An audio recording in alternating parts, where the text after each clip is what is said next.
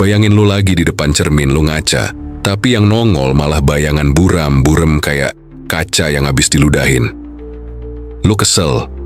Lu pikir, gimana caranya biar pantulan gue kinclong? Nah, banyak orang kalau ngelihat keuangan mereka kayak ngaca di cermin kayak gitu. Gaji mepet, utang nambah, peluang hilang, bisnis seret. Mereka panik, buru-buru nyari pembersih kaca alias nyari tips cepat kaya, ikut seminar motivasi, baca buku finansial, dengerin motivator yang suaranya kayak dipoles autotune. Tapi masalahnya bukan di kacanya, bro. Masalahnya di sumber cahayanya. Dan sumber cahaya itu energi lo sendiri. Pertanyaannya, kok bisa energi pengaruhi keuangan? Nah, disinilah lo bakal ngerasain tamparan realitas versi channel Hukum Semesta. Karena nyatanya, duit itu bukan cuman sekadar angka di rekening. Duit itu getaran. Duit itu hasil pantulan dari pola energi yang lo pancarin tiap hari. Kalau frekuensi lo masih mentok di gelombang miskin, ya duit bakal males mampir. Bukan karena semesta pelit, tapi karena hukum energi itu simple.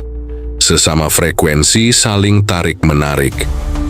Lo main di frekuensi drama, lo dapat masalah. Lo main di frekuensi syukur, rezeki ketuk pintu kayak kurir COD.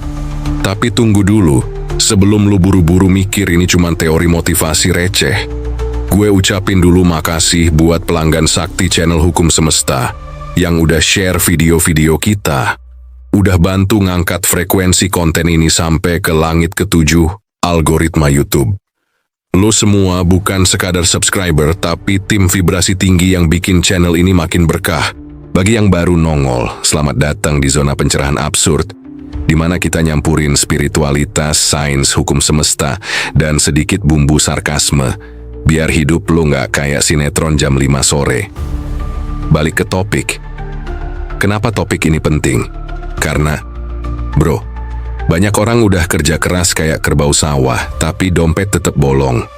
Bukan karena mereka bodoh, bukan karena nasib mereka sial, tapi karena pola energi mereka error. Mereka secara nggak sadar lagi nyebar sinyal kekurangan, rasa takut, rasa nggak pantes, rasa minder. Nah, sinyal beginian yang bikin rezeki minggat. Makanya lu sering lihat orang yang kerjanya santai, malah duit ngalir terus. Itu bukan sekadar hoki. Itu pola energi yang udah sinkron sama hukum tarik-menarik. Nih gue kasih kata-kata sakral channel Hukum Semesta, dengerin baik-baik. Rezeki itu kayak air, bro. Dia ngalir ke tanah yang meresap, bukan ke tanah yang keras menolak. Makanya banyak orang ngerasa kayak lagi berantem sama duit. Tiap akhir bulan kayak dikejar-kejar tuyul tagihan. Udah ngirit, tetep minus. Udah nabung, tetep ada aja yang bocor. Padahal, akar masalahnya bukan di sistem nabung lo, tapi di sistem energi internal lo. Jangan leluhur juga udah lama ngomong begini. Harta itu bukan datang karena kerja, tapi karena pantasnya hati. Maksudnya bukan males kerja, tapi kerja doang nggak cukup kalau energinya masih bocor. Kerja keras tanpa kerja cerdas spiritual, sama kayak ngisi air ke ember bocor. Capek, bro. Jadi di video ini kita bakal ngebongkar gimana caranya lo bisa mengubah pola energi keuangan lo dalam sekejap. Bukan pakai jampi-jampi, bukan pakai kembang 7 rupa, tapi lewat penyadaran, sinkronisasi hukum semesta, dan teknik konkret yang lo bisa praktekin langsung abis nonton. Karena ketika pola energi lo bener, duit datang bukan karena lo ngemis, tapi karena lo jadi magnetnya. Sekarang gue tanya, lo siap ngebenerin sumber cahaya lo? Kalau siap, stay tune. Karena setelah ini kita bakal nyelam lebih dalam, bawa sains, filsafat, spiritualitas sampai ke akar-akarnya. Biar bukan cuma nambah saldo, tapi juga nambah makna. Oke, sekarang kita masuk ke jeroan mainannya. Karena kalau cuma ngomongin energi keuangan doang tanpa landasan, itu kayak jualan minyak bulus di pinggir jalan. Jadi mari kita bahas dulu, dari mana sebenarnya konsep energi dalam keuangan ini muncul. Ini bukan ilmu baru. Bahkan, sejak zaman para leluhur kita dulu, dari kebijaksanaan timur sampai filsafat barat, udah banyak yang ngeh bahwa uang itu bukan sekadar benda mati, tapi bagian dari sistem energi yang lebih gede. Kalau kita mundur ke era peradaban kuno, Misalnya di Mesir, India, Cina, sampai Nusantara, semua punya konsep soal keseimbangan energi hidup. Di India ada yang namanya prana, di Cina ada chi, di Nusantara para leluhur kita nyebutnya daya hidup atau kekuatan batin. Intinya sama bro, semua makhluk hidup beroperasi di bawah pengaruh energi yang bergerak, ngalir, dan beresonansi. Bahkan dalam ajaran Islam pun udah lama diingatkan bahwa rezeki seseorang itu datang dari arah yang tak disangka-sangka ketika hatinya bergantung pada Allah, bukan pada usaha semata. Nah, sekarang kita zoom in ke filsafat barat. Stoikisme misalnya. Para stoik seperti Marcus Aurelius atau Epictetus ngajarin soal internal locus of control. Bahasa gampangnya gini, yang bisa lo kontrol itu cuman batin lo, bukan kejadian di luar. Duit, pasar, nasib, semua itu liar. Tapi respon batin lo, itulah yang menentukan hasil akhirnya. Karena kalau batin lo kalut, semua peluang bagus kelihatan kayak bencana. Sebaliknya, kalau batin lo tenang, masalah pun kelihatan kayak peluang. Masuk ke era modern, psikologi positif muncul. Tokoh kayak Martin Seligman mulai nunjukin lewat riset bahwa pola pikir optimis itu bukan sekadar gaya, tapi ngaruh langsung ke kualitas hidup seseorang. Orang yang mampu menjaga vibrasi syukur, harapan, dan keikhlasan cenderung lebih banyak ketemu peluang. Kenapa? Karena otaknya terlatih ngelihat celah, bukan sekadar dinding. Bahkan otak secara neurologis memproses realitas berdasarkan reticular activating system, semacam radar di otak lo yang nyaring mana info penting dan mana yang enggak. Kalau mindset lo miskin, yang kebaca sama radar itu utang mulu. Tapi kalau mindset lo kaya, yang kebaca peluang terus. Sekarang kita masuk ke sains energi. Fisika kuantum udah lama ngebongkar bahwa di balik segala bentuk materi, termasuk uang, itu cuman kumpulan partikel yang bergetar. Semuanya cuman bentuk frekuensi. Dan frekuensi itu nyambung ke vibrasi kesadaran manusia. Dr. David Hawkins dalam tabel Map of Consciousness nunjukin bahwa tiap emosi manusia punya skala vibrasi. Rasa takut, rasa bersalah, iri hati, itu frekuensinya rendah. Sementara syukur, cinta, ikhlas, itu tinggi. Nah, frekuensi itu ngatur sinyal apa yang lo pancarin ke semesta. Makanya hukum tarik-menarik itu bukan mistis, tapi udah relevan secara ilmiah. Dalam spiritualitas Islam, lo diajarin soal husnudzon, bersangka baik kepada Allah. Ini bukan sekadar sikap mental, tapi kondisi vibrasi batin. Ketika lo husnudzon, lo lagi naikin frekuensi keimanan lo. Dan ketika lo naik, rezeki pun ikut nyambung ke frekuensi itu. Karena rezeki itu bukan cuma tentang kerja keras, tapi juga tentang bagaimana Allah memperjalankan sebab-sebabnya. Sekarang gua kasih contoh anak muda zaman sekarang yang relatable banget. Si Budi misalnya. Budi kerja kantoran, gaji pas-pasan. Setiap hari ngeluh, mana mungkin gua bisa kaya, kerjaan gua gini-gini aja. Nah, setiap kali Budi ngomong gitu, sebenarnya dia lagi ngirim sinyal vibrasi minus ke semesta. Otaknya nyaring semua peluang jadi ilusi. Tawaran bisnis, pasti gagal. Promo skill, malu. Investasi, takut rugi. Jadi bukan hidupnya yang buntu, tapi pola pikirnya yang ngebuntuin aliran energi. Sekarang bandingin sama si Jono. Jono juga sama, gaji UMR. Tapi dia selalu bilang, rezeki itu misteri Allah. Gue ikhtiar, sisanya serahin. Otaknya otomatis terbuka. Ketemu peluang freelance, dia sikat. Temen ngajak bisnis kecil-kecilan, dia belajar. Skill nambah, relasi nambah. Peluang numpuk. Dalam setahun, kondisi finansialnya meroket. Bukan karena dia anak orang kaya, tapi karena pola energinya nyambung sama hukum semesta. Wejangan leluhur Nusantara bilang, rezeki itu kayak angin. Lo nggak bisa narik dia, tapi lo bisa bikin layar lo buka biar angin dorong. Nah, layar itu ya pola energi batin lo, bro. Sekarang mari kita bahas sisi kebalikannya. Banyak orang justru tanpa sadar menghambat rezekinya sendiri dengan pola energi toksik. Misalnya, rasa takut kekurangan, overthinking soal masa depan, membandingkan diri sama orang lain, atau terlalu nempel sama angka saldo. Semakin lo cemas, semakin getaran lo anjlok. Semakin anjlok, semakin rezeki males nyamperin. Ironisnya, makin dikejar makin kabur. Kayak ngejar bayangan sendiri. Nah, inilah kenapa gue bilang topik ini dalam. Lo nggak butuh jimat penglaris. Lo nggak butuh ritual aneh-aneh. Lo cuma butuh ngatur ulang sistem batin lo. Karena hukum semesta itu adil banget, bro. Dia nggak peduli lo siapa, anak siapa, dari mana. Dia cuma baca frekuensi. Kalau frekuensinya match, pintu kebuka. Simple. Nih, gue kasih lagi kutipan sakral channel hukum semesta. Catet. Uang itu bukan soal dapet atau enggak, tapi soal lo pantas atau belum secara vibrasi.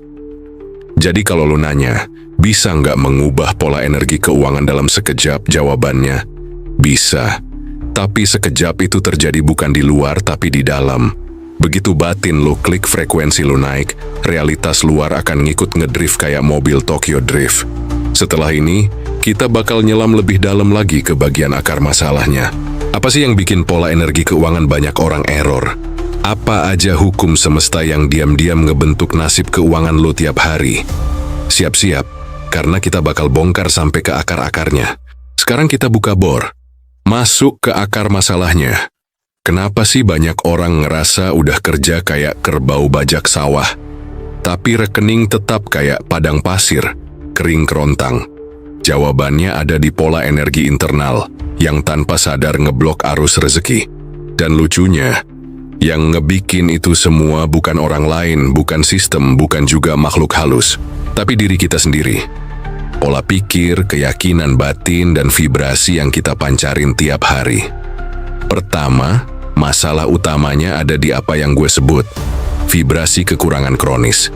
Ini penyakit mayoritas manusia modern. Sejak kecil kita dicekokin narasi scarcity. Duit susah dicari, rezeki rebutan, yang kaya makin kaya, yang miskin makin melarat, harus hemat, harus takut rugi, dan bla bla bla lainnya. Akibatnya, alam bawah sadar kita udah kayak hard disk yang penuh file sampah ketakutan. Setiap kali mikirin uang, langsung muncul rasa cemas. Takut kurang, takut gagal, takut habis. Dan ini yang bikin energi lo otomatis mengerut. Padahal, rezeki itu kayak udara, bro. Nggak akan habis kecuali lo sendiri yang nutup hidung lo. Kedua, belief system error. Banyak orang tanpa sadar punya keyakinan bawah sadar kayak, kayaknya gue emang bukan orang kaya. Gue nggak pinter bisnis. Keluarga gue emang dari dulu susah. Atau yang lebih parah, duit itu sumber dosa. Nah, ketika lo punya keyakinan kayak gini, otak lo nyetel autopilot buat ngehindarin rezeki. Karena buat dia, kaya itu ancaman. Hukum semesta itu kayak server. Dia cuman eksekusi program yang lo input. Kalau lo input program miskin, ya hasilnya itu terus. Ketiga, ada yang namanya attachment berlebihan sama uang. Ironis ya, orang pikir makin nempel sama duit, makin gampang dapet. Justru kebalik, bro. Semakin lo ngejar, lo kayak orang kehausan ngejar fata morgana. Semakin dikejar, semakin kabur. Kenapa? Karena energi lo berdasar rasa takut kehilangan. Dalam hukum semesta, rasa takut kehilangan sama aja sinyal ke semesta bahwa lo percaya kekurangan. Maka semesta pun ngasih lo realitas sesuai keyakinan itu. Keempat, vibrasi penghakiman. Lo tahu kan kebiasaan nyinyir lihat orang kaya? Ah, dia mah kaya karena warisan, itu mah hasil korupsi. Banyak duit tapi sombong. Nah, setiap kali lo nyinyir begitu, sebenarnya lo lagi ngasih sinyal ke diri lo sendiri bahwa kekayaan itu buruk, salah, atau identik sama dosa. Otomatis, alam bawah sadar lo ngeblok lo buat punya kekayaan yang sama. Karena batin lo udah sepakat, kaya itu jelek.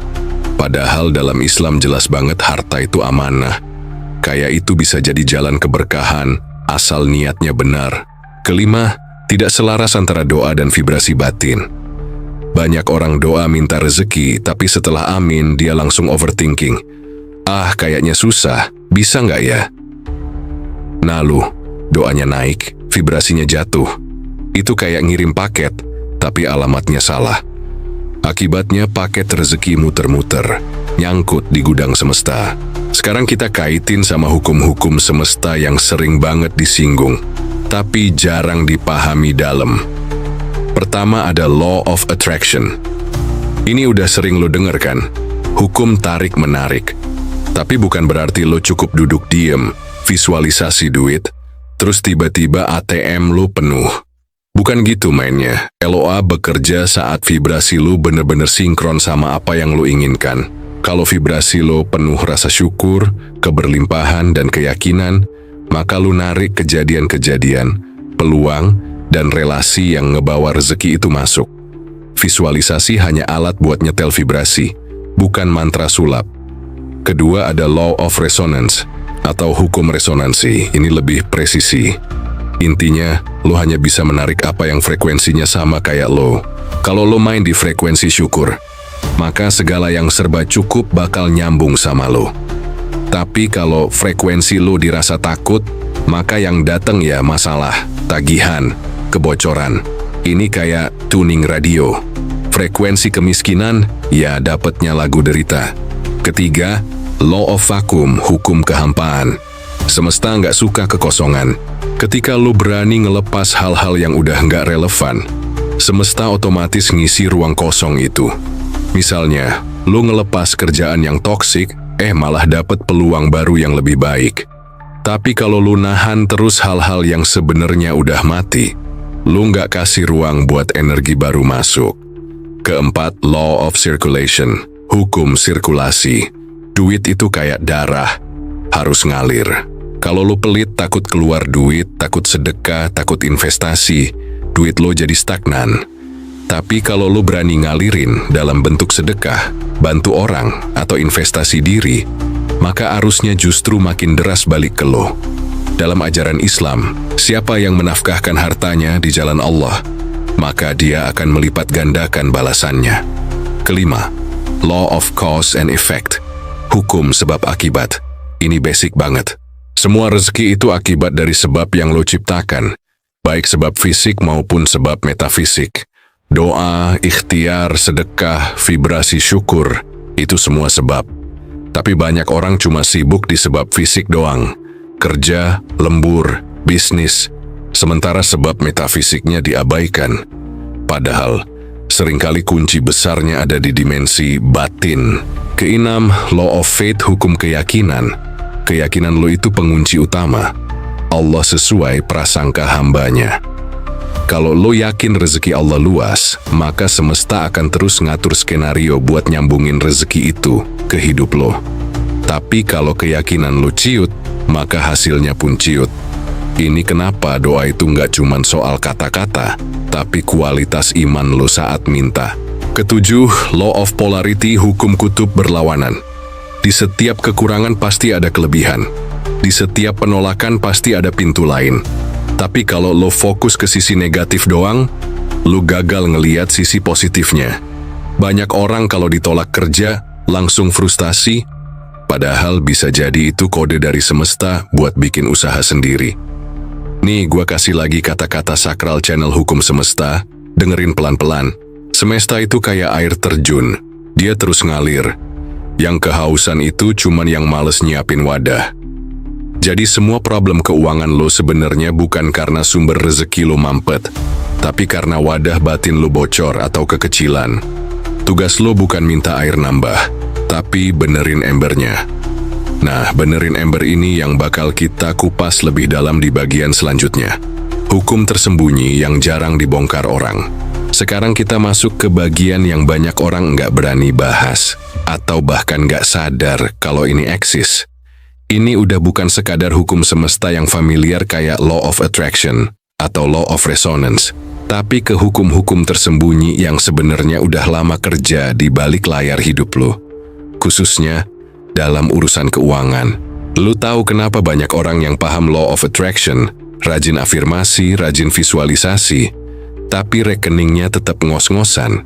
Karena mereka cuma main di permukaan. Mereka nggak ngerti gimana sistem dalamannya muter. Gue mulai dari satu hukum yang sering ke-skip, Law of Submission. atau hukum penyerahan diri total. Dalam ajaran Islam, ini konsep tawakal yang sering disalahpahami. Orang pikir tawakal itu pasrah, padahal bukan. Tawakal itu skill spiritual tertinggi. Bukan lo berhenti usaha, tapi lo berhenti nyimpen kekhawatiran di dada lo. Ketika lo udah berikhtiar maksimal, lo serahkan urusan hasilnya pada Allah. Di sini frekuensi lo naik karena lo udah nggak main di energi cemas lagi. Semesta kerja jauh lebih efisien ketika lo nggak ganggu prosesnya pakai rasa takut lo. Lalu ada law of deservability, hukum kepantasan batin. Banyak orang pengen kaya, tapi dalam batinnya ada suara kecil yang bilang, apa gua pantas ya dapat duit segini banyak? Nah, suara itu sabotase halus. Semesta baca bukan dari omongan mulut lo, tapi dari getaran dominan di batin lo. Kalau lo vibrasinya masih ngerasa nggak layak, maka pintu rezeki susah kebuka. Makanya dalam Islam ada konsep syukur sebagai pengakuan diri. Ketika lo bersyukur, lo secara batin mengakui kelayakan lo menerima nikmat itu. Sekarang kita nyelam ke bagian yang lebih absurd tapi nyata, law of soul contract, hukum kontrak jiwa. Setiap jiwa punya misi, punya skrip yang dibawain ke dunia. Ada orang yang memang diamanahi rezeki besar untuk jadi wasilah kebaikan bagi banyak orang. Ada juga yang diuji dengan kekurangan agar jiwanya naik kelas. Tapi bukan berarti lo harus nerima pasrah kayak patung. Justru dengan kesadaran, lo bisa merundingkan ulang kontrak jiwa lo lewat doa, taubat, dan peningkatan diri. Karena di sisi Allah semua takdir bisa dimodifikasi lewat ikhtiar spiritual. Lanjut ke law of cleansing, hukum pembersihan. Banyak orang nggak ngerti kenapa pas dia mulai nyari rezeki yang lebih tinggi, malah dapat cobaan, bisnis jatuh, duit bocor, orang dekat berkhianat. Itu sebenarnya proses pembersihan energi kotor yang masih nempel. Kayak detox tubuh. Sebelum energi keberlimpahan masuk, sisa-sisa racun pola pikir lama lo harus dikeluarin dulu. Dalam Islam, ini mirip konsep ujian sebagai pembersih dosa dan pengangkat derajat. Sekarang yang lebih mistis dikit. Law of generational vibration, hukum vibrasi warisan leluhur. Banyak di antara kita yang lahir udah bawa warisan energi dari pola leluhur kita. Ada keluarga yang udah turun-temurun mindsetnya kekurangan, takut miskin, takut gagal, selalu merasa cukup-cukup aja asal bisa makan. Tanpa disadari, vibrasi itu nempel ke anak cucunya. Makanya, salah satu tugas spiritual kita di dunia ini bukan cuma cari duit buat diri sendiri, tapi mutusin rantai energi negatif warisan itu. Dalam Islam ini mirip konsep tanggung jawab generasi, di mana amal baik seseorang bisa terus ngalir ke keturunannya. Begitu juga sebaliknya. Ada lagi yang jarang dibahas, law of spiritual interference atau gangguan dimensi gaib. Rezeki itu bukan cuma urusan fisik, tapi juga ada dimensi non-fisik yang kadang mengganggu alirannya. Ada orang yang jalannya berat bukan karena usaha kurang, tapi ada energi negatif dari hasad orang lain, sihir, atau bahkan jin yang menghalangi jalur rezekinya. Makanya dalam Islam ada konsep ruqyah, zikir pagi petang, dan perlindungan diri bukan cuma buat kesehatan, tapi juga buat kelancaran rezeki. Karena keberlimpahan itu juga butuh tameng spiritual. Sekarang kita masuk ke law of alignment, hukum keselarasan niat dan tindakan. Banyak orang niatnya pengen kaya buat pamer, buat ngerendahin orang, atau buat sekadar nambah gaya hidup. Nah, niat kayak gini vibrasinya mentok di ego, bukan di keberlimpahan hakiki. Tapi kalau lo niatnya pengen berkah, pengen jadi jalan rezeki buat banyak orang, pengen nyenengin keluarga, pengen ninggalin warisan kebaikan, semesta kasih akses shortcut, karena lo selaras sama misi Allah, menjadi rahmat buat sekitar lo. Gua kasih contoh absurd biar gampang. Lo pernah lihat nggak orang yang kerjaannya bikin konten edukasi gratis, ngasih manfaat ke jutaan orang, tahu-tahu brand gede nyamperin? Duitnya ngalir kayak bendungan jebol, padahal dia awalnya cuma niat nyebar manfaat. Ini contoh alignment yang bener. Sebaliknya banyak orang yang maksa jualan kursus cara cepat kaya, tapi malah susah jualan, karena niat dasarnya cuma pengen narik duit, bukan nyebar manfaat. Terakhir, ada law of divine timing, hukum waktu ilahiyah. Ini hukum kesabaran level dewa. Lo udah usaha, udah benerin vibrasi, udah sedekah, udah zikir, kok belum cair juga. Karena Allah ngatur waktu paling tepat, yang seringkali lebih pintar dari hitungan logika lo. Kadang kalau rezeki itu dikasih sekarang, lo malah blunder, sombong, atau kebablasan. Allah nunggu sampai mental lo, iman lo, dan sistem lo kuat buat nampung keberlimpahan itu. Makanya sabar itu bukan nunggu doang, tapi terus jaga vibrasi positif selama prosesnya. Nih gue kasih lagi kutipan sakral channel Hukum Semesta. Dengerin, hayati. Rezeki itu kayak buah mangga. Kalau lu paksa dipetik sebelum mateng, asem. Tapi kalau lu sabar nunggu matang, manisnya sampai ke tulang sumsum. Jadi bro, banyak orang gagal di game keuangan bukan karena kurang pinter, bukan karena kurang usaha, tapi karena nggak paham sistem dalamannya. Mereka sibuk main di permukaan, sementara sistem bawah tanahnya bocor. Padahal kalau lo paham hukum-hukum tersembunyi ini, hidup lo kayak main cheat code dalam game. Lo tinggal ikutin alurnya, semesta yang ngejalanin teknisnya. Abis ini, kita masuk ke bagian paling daging, solusi praktis. Gua bakal bongkar teknik-teknik konkret yang bisa lo lakuin buat ngeset ulang pola energi keuangan lo. Bukan sekadar teori, tapi langkah taktis yang bisa lo praktekin langsung mulai besok pagi. Oke bro, sekarang waktunya kita nggak cuman jadi penonton di tribun spiritualitas, tapi turun langsung ke lapangan. Lo udah paham hukum semestanya, lo udah paham kenapa pola energi keuangan lo bisa buntu. Nah sekarang gue kasih lo toolbox buat ngebenerin pola energi lo. Ini bukan tips motivasi recehan kayak ayo semangat atau yakin aja yang sering lo temuin di meme Instagram. Ini langkah-langkah real, konkret, dan praktis buat lo lakuin setiap hari. Biar pola energi keuangan lo ngeset ulang dalam sekejap. Kuncinya bukan di lamanya waktu, tapi di dalamnya kesadaran saat lo ngerjain. Langkah pertama yang mutlak, deklarasi batin ulang total. Setiap pagi begitu lo melek mata sebelum buka HP, sebelum nyentuh gigi, sebelum overthinking mulai menyerang, lo duduk sebentar, tarik napas dalam-dalam, terus lo ucapin ke diri lo, rezeki gue hari ini sudah ditetapkan oleh Allah. Gue cuma tinggal nyamperin jalannya. Kalimat ini bukan mantra, tapi program batin. Lo kasih instruksi ke otak bawah sadar lo bahwa hari ini lo dalam mode menerima, bukan mengejar. Ini nge-shift vibrasi dari scarcity ke abundance. Lo udah nyetel frekuensi lo ke mode penerimaan, bukan ke mode kekurangan. Langkah kedua, teknik aliran sadar 10 menit. Sediakan waktu 10 menit sehari, boleh pagi atau malam. Lo duduk, pejamkan mata, tarik napas, dan bayangin diri lo udah berada di realitas finansial yang lo impikan. Bukan sekadar visualisasi receh, tapi rasakan emosinya seakan-akan udah kejadian. Rasakan rasa syukurnya, lega, tenang, lapang, aman. Ini penting, karena semesta nggak baca gambar, semesta baca getaran emosi. Makin kuat emosi lo, makin tajam sinyal yang lo pancarin. Ini yang sering orang skip. Mereka visualisasi kayak nonton film, tapi nggak ikut ngerasain. Makanya sinyalnya lemah. Langkah ketiga, audit keyakinan bawah sadar. Lo butuh jujur sama diri lo sendiri. Apa aja keyakinan negatif yang selama ini lo pelihara? Misalnya, duit susah dicari, bisnis itu berisiko, gue bukan tipe orang kaya. Tulis semua di kertas. Lalu lo coret satu persatu dan ganti dengan kalimat tandingannya.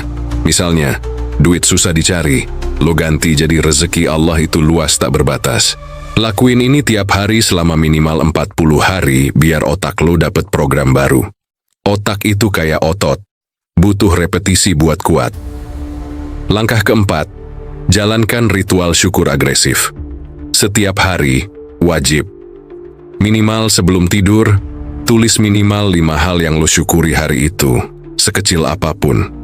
Bahkan kalau lo cuma bisa nulis masih bisa napas pun udah cukup. Kenapa? Karena syukur itu magnet paling kuat buat narik keberlimpahan. Lo latih otak lo buat fokus ke yang udah ada, bukan ke yang belum ada. Ini ngegeser radar batin lo buat nyaring peluang, bukan kekurangan. Langkah kelima, aktifkan law of circulation secara sengaja. Setiap kali lo dapat penghasilan, berapapun itu, biasakan sisihkan sebagian buat sedekah. Ini bukan sekadar ibadah, tapi teknik energi. Saat lo ngeluarin, lo sedang bikin arus. Duit itu kayak air, makin ngalir makin deras. Bahkan sedekah kecil, Rp1.000 pun udah cukup buat membuka sirkulasi energi baru. Jangan nunggu kaya dulu buat sedekah. Justru sedekah kecil di fase sulit punya energi spiritual yang jauh lebih kuat. Langkah keenam, jaga kebersihan energi harian. Lo perlu menjaga energi lo dari polusi vibrasi negatif. Hindari gibah, nyinyir, iri sama rezeki orang, overthinking, kecemasan, berita toksik, drama media sosial. Setiap kali lo terpancing, lo sebenarnya lagi nurunin vibrasi sendiri. Kalau lo mau rezeki ngalir, pastikan lingkungan energi lo bersih. Kalau perlu, detox circle pertemanan lo yang isinya racun batin. Langkah ketujuh, praktik zikir keberlimpahan. Setiap hari biasakan zikir khusus untuk menarik vibrasi keberlimpahan. Misalnya perbanyak istighfar, solawat, dan membaca doa pembuka rezeki. Kenapa istighfar? Karena seringkali penghambat rezeki bukan kurang usaha, tapi banyaknya dosa yang ngeblok arusnya. Dalam ajaran Islam, barang siapa yang memperbanyak istighfar, Allah akan lapangkan rezekinya dari arah yang tak disangka-sangka. Langkah ke-8, sinkronkan niat dengan misi spiritual. Evaluasi ulang, buat apa lo pengen kaya? Kalau niat lo cuma buat flexing, buat sombong, buat naikin ego, maka energi lo akan mental. Tapi kalau lo niatkan rezeki sebagai wasilah kebaikan, buat nyenengin orang tua, buat bantu saudara, buat sedekah gede-gedean, buat buka lapangan kerja, maka semesta akan kasih shortcut. Ini bukan teori manis, ini real vibrasi yang udah gue lihat efeknya ke banyak orang. Langkah ke-9, lepaskan keterikatan pada hasil. Setelah lo usaha, lo jikir, lo visualisasi, lo sedekah, jangan terobsesi sama hasilnya. Ini kuncian yang bikin banyak orang gagal. Mereka udah usaha, tapi tiap hari ngecek saldo. Gelisah kapan cair kok belum datang. Lepaskan itu, nikmati prosesnya. Allah Maha tahu timing yang terbaik buat ngasih rezeki ke lo. Kadang rezeki yang lo minta belum dikasih karena kalau dikasih sekarang malah jadi bumerang. Langkah ke-10, tingkatkan kapasitas wadah rezeki lo. Ini penting, rezeki gede butuh wadah yang kuat. Kalau mental lo masih mental UMR, dikasih miliaran pun bakal bocor. Lo perlu upgrade skill manajemen keuangan, upgrade skill bisnis, upgrade leadership, upgrade cara mengelola investasi. Karena keberlimpahan itu bukan cuma soal menerima, tapi soal sanggup menjaga amanahnya. Allah nggak mungkin ngasih berlimpah ke orang yang wadahnya belum siap. Langkah ke-11, praktekkan prinsip berani memberi sebelum menerima. Setiap hari tanya diri lo, siapa yang bisa gue bantu hari ini? Kadang lu nggak tahu, bantuan kecil hari ini bisa jadi pintu rezeki besar besok. Lu bantu orang nyambungin relasi, lu kasih ilmu, lu bagi makanan, semuanya energi yang muter balik dengan cara misterius. Langkah ke-12, bangun kebiasaan malam pembersihan energi. Sebelum tidur, lakukan pembersihan batin. Evaluasi hari ini. Siapa yang gue benci, siapa yang gue iri, siapa yang nyakitin gue. Maafkan semua sebelum tidur. Ini bukan buat mereka, tapi buat lo. Karena dendam, iri, benci itu kayak lumpur yang nyumbat aliran rezeki. Semakin batin lo ringan, semakin deras arus yang masuk. Langkah ke-13, buat ritual pagi penyambut rezeki. Setiap pagi begitu selesai sholat subuh, buka jendela, hirup udara, dan afirmasikan, Ya Allah, aku sambut rezekimu hari ini dengan hati lapang dan penuh syukur. Lu bakal kaget lihat berapa banyak peluang kecil yang tadinya lu anggap remeh, tiba-tiba jadi pintu baru. Langkah terakhir, yang paling pamungkas, berdoalah seolah sudah dikabulkan. Setiap doa lo, jangan pakai kalimat ragu. Ucapkan doa dalam mode yakin, bukan semoga dikasih, tapi terima kasih ya Allah sudah memberiku. Karena keyakinan doa lo itu getaran paling kuat yang bisa ngebobol penghalang rezeki. Nih, Gue kasih kutipan sakral channel hukum semesta buat lo tempel di jidat batin lo. Rezeki bukan datang karena lo ngemis, tapi karena lo nyambung sama skenarionya. Kalau lo konsisten praktek langkah-langkah ini, jangan kaget kalau dalam waktu singkat, bukan cuman kondisi keuangan lo yang berubah, tapi kualitas hidup lo naik beberapa level. Lo bukan sekadar jadi orang kaya secara materi, tapi jadi pribadi berlimpah secara spiritual. Dan disinilah esensi keberlimpahan yang hakiki. Sekarang gue mau bawa lo ke sebuah kisah yang mungkin absurd, tapi sebetulnya mewakili realita banyak orang dalam perjalanan keuangan mereka. Biar gampang nyambung, kita panggil aja tokohnya, si Raka. Anak muda umur 27 tahun, hidupnya kayak roller coaster tanpa sabuk pengaman. Duit masuk keluar kayak angin numpang lewat. Tiap akhir bulan saldo ATM tinggal 1.000. Ujung-ujungnya makan mie instan tabur cabai bubuk biar berasa mewah. Raka ini kerja kantoran, gaji stabil. Tapi yang namanya stabil itu kayak jalan tol macet, jalannya ada, tapi diem. Dia ngerasa kayak, ya udahlah, beginilah nasib, yang penting cukup. Tapi lama-lama cukupnya makin tipis. Utang kartu kredit mulai numpuk, cicilan motor mulai nyekek, emak di kampung butuh biaya pengobatan. Raka makin stres, mulai nonton video motivasi, ikut seminar bisnis online, baca buku Law of Attraction, tapi hidupnya masih tetap di situ-situ aja. Malah makin galau karena dia ngerasa udah tahu ilmunya, tapi realitanya nggak gerak. Sampai suatu hari Raka ketemu sama satu orang tua misterius di masjid komplek. Kita panggil aja si kakek. Gaya kakek ini kalem, senyumnya kayak udah lewatin badai hidup berkali-kali. Suatu malam, ba'da Isya, Raka curhat panjang. Semua unek-unek dia muntahin kayak orang lagi sesi terapi. Si kakek cuma dengerin sambil ngaduk-ngaduk kopi hitamnya. Begitu Raka selesai curhat, kakek cuma ngomong satu kalimat. Rezekimu macet bukan karena Allah lupa, tapi karena batinmu nyumbat jalannya. Raka bengong. Maksudnya? Si kakek lanjut. Kamu kayak orang mau ngisi kolam, tapi lupa nutup lubang bocornya. Air rezeki itu udah ngalir, tapi keluar lagi lewat keyakinanmu yang bolong. Kamu takut miskin, takut gagal, takut kekurangan. Padahal rasa takut itu sama kayak ngomong ke Allah. Saya nggak percaya engkau cukupin saya. Raka mulai nyambung, tapi otaknya masih banyak tanda tanya. Kakek terusin analoginya. Bayangin kamu punya sawah, tapi kamu males nyabut ilalangnya. Tiap kali air hujan turun, bukannya nyerap ke akar padi, malah diserap sama rumput liar.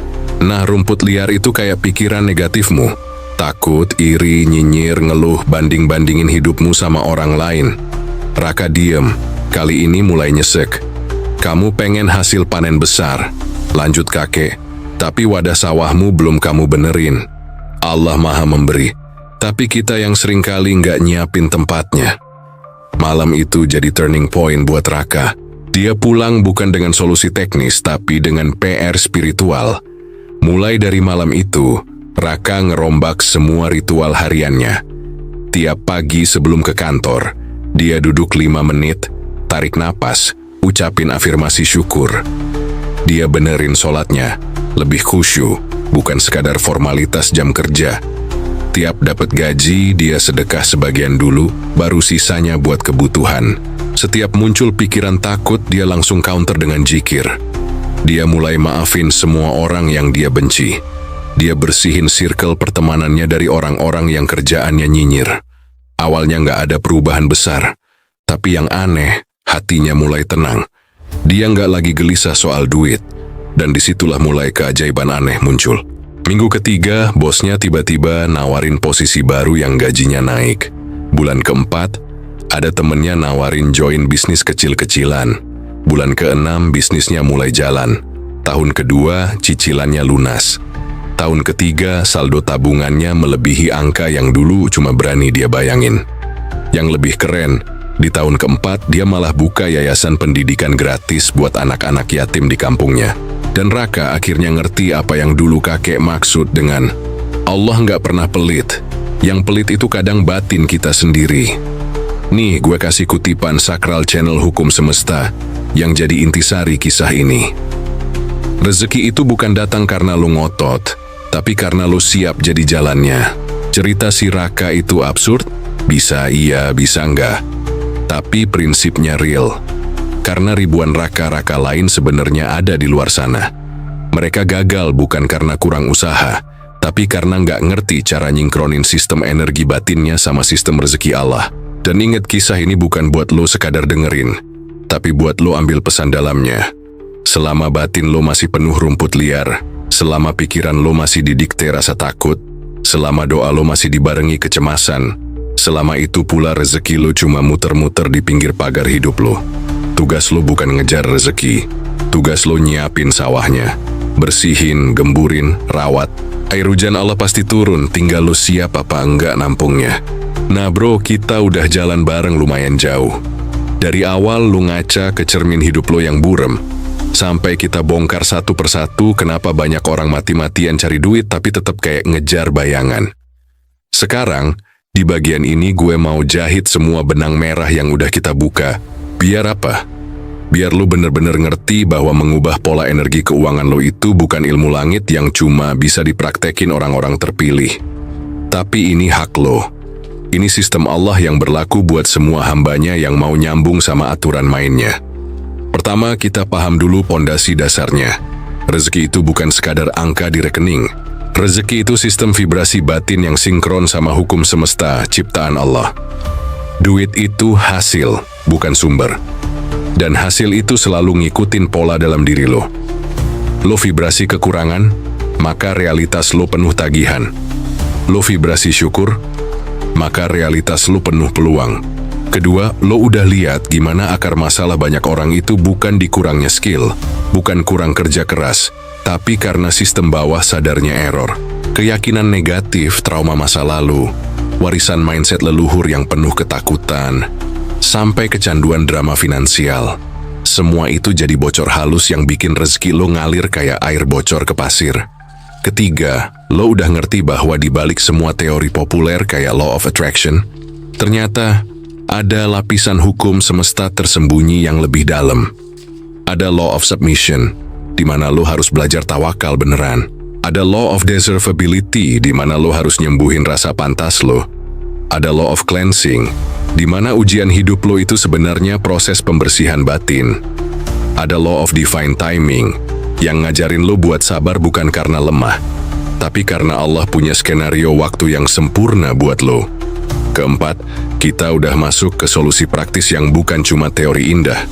Mulai dari deklarasi batin tiap pagi, audit keyakinan bawah sadar, latihan syukur agresif, manajemen sirkulasi duit lewat sedekah, menjaga kebersihan energi harian, zikir keberlimpahan, sinkronisasi niat spiritual, sampai upgrade kapasitas wadah rezeki lo. Semua langkah itu bukan buat dipelajarin doang, tapi buat dipraktekin tiap hari. Kelima, lo udah lihat contoh nyata dari kisah absurd si Raka. Bagaimana seseorang yang awalnya cuma budak overthinking finansial bisa nyebrang ke dimensi baru keberlimpahan cuma dengan mindahin tombol sistem batinnya. Rezeki bukan datang karena dia kejar, tapi karena dia jadi pribadi yang layak jadi jalur rezeki itu ngalir. Simple tapi dalam. Nih, gue kasih kutipan penutup sakral dari channel Hukum Semesta, biar lo tanam dalam-dalam di kepala lo. Allah nggak pernah nutup pintu rezeki. Yang sering nutup itu batin kita sendiri karena sibuk narik gagang pintu dari dalam. Jadi, kalau hari ini lo masih ngerasa hidup lo stagnan, rekening lo ngos-ngosan, peluang kayak jauh, maka jangan buru-buru nyalahin nasib. Jangan ngotot nyari cara cepat kaya yang penuh ilusi. Lo cukup mundur sebentar, lihat lagi ke dalam, audit sistem energi batin lo. Udah pantas belum lo nampung rezeki sebesar doa-doa lo selama ini? Udah beres belum frekuensi hati lo sama janji Allah yang bilang bahwa rezeki itu selalu datang dari arah tak disangka-sangka? Mulai sekarang, lo nggak usah lagi main drama rebutan rezeki sama orang lain. Karena rezeki lo itu unik, jalurnya beda sama siapapun. Tugas lo cuma satu, nyambungin batin lo ke skenario Allah.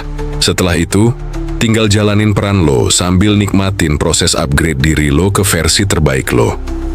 Rezeki itu soal pantas, bukan soal ngemis. Sekarang pilihan ada di tangan lo. Mau terus hidup kayak penonton sinetron drama finansial? Atau jadi pemeran utama yang nyambung sama hukum semesta? Mau jadi korban vibrasi kekurangan? Atau jadi magnet vibrasi keberlimpahan? Semua udah Allah sediain. Tinggal lo mau ambil kuncinya apa enggak. Nah bro, sekarang kita udah sampai di ujung perjalanan sakral ini. Tapi ingat baik-baik, apa yang lo denger barusan bukan sekadar video motivasi random yang selesai pas tombol stop lo pencet. Ini bukan konten, ini sinyal hidup. Sinyal buat ngebangunin sisi diri lo yang selama ini ketiduran di dalam kamar bawah sadar lo sendiri. Karena kaya sejatinya bukan tentang jumlah uang, tapi tentang betapa lapangnya jiwa lo saat nerima titipan Allah.